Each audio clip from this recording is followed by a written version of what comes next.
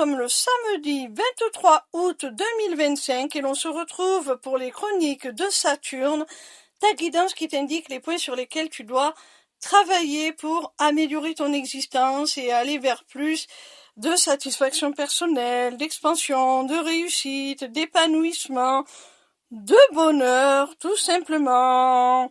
Cette semaine, j'ai effectué mon tirage avec l'oracle du silence des âmes d'Isabelle Serre, illustration de Daphna Seban. La première carte que j'ai tirée te parle du besoin de rêver.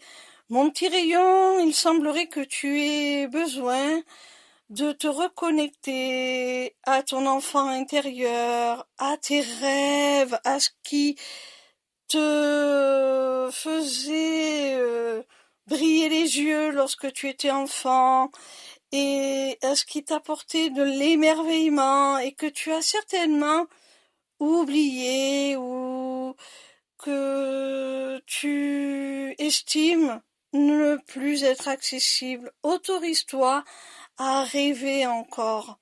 La seconde carte que j'ai tirée s'appelle le sacrifice pour et par le cœur.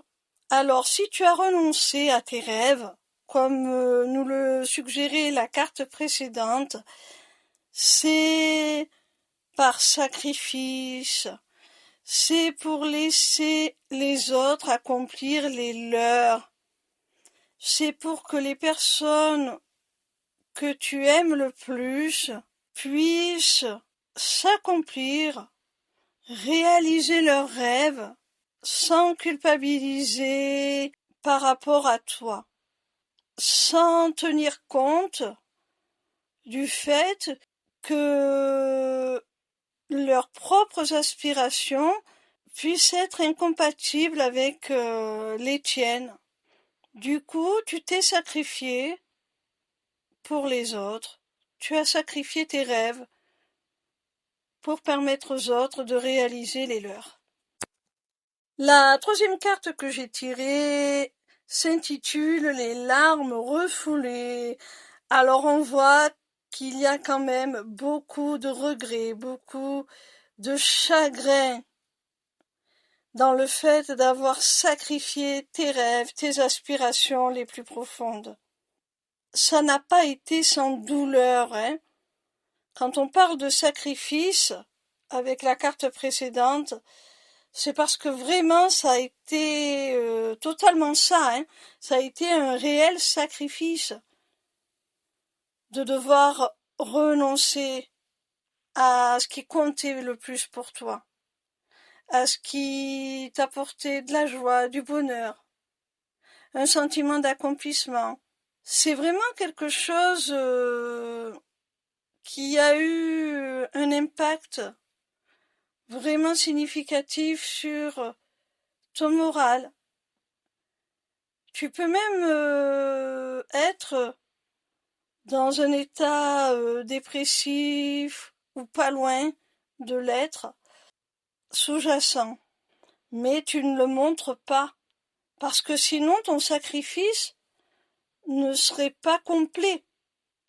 Si tu te plaignais, si tu exprimais ce que ça t'a coûté, l'accomplissement des autres n'aurait plus pour eux la même saveur, et ton sacrifice ne serait pas complet et n'aurait plus vraiment de sens. La quatrième carte a pour titre le sens de la famille.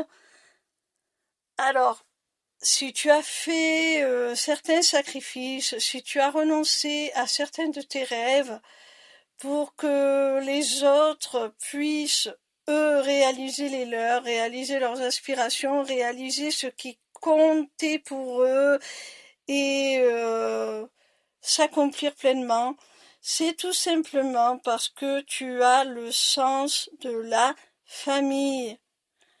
Autrement dit, le sens du devoir, le sens des responsabilités envers les gens que l'on aime. Et du coup, c'est comme si pour toi, c'était une chose naturelle que tu avais faite que c'était normal. Tu l'as fait par devoir, tout simplement. La cinquième et dernière carte te parle d'organisation oppressante. Eh bien oui, lorsque l'on rythme sa vie pour satisfaire aux besoins, aux exigences, aux aspirations de chacun des membres de sa famille, pour répondre à tous les besoins individuels de chacun des membres de son entourage, plutôt qu'à ses propres besoins, qu'à ses propres aspirations, lorsqu'on est dans ce sacrifice, eh bien, on en vient à sacrifier également son temps. Et l'organisation, la gestion de ce temps devient oppressante parce qu'on le consacre uniquement aux autres et non à des choses qui nous feraient plaisir, à des activités qui nous intéresseraient, qui nous apporteraient de la gratification, qui nous feraient du bien, tout simplement.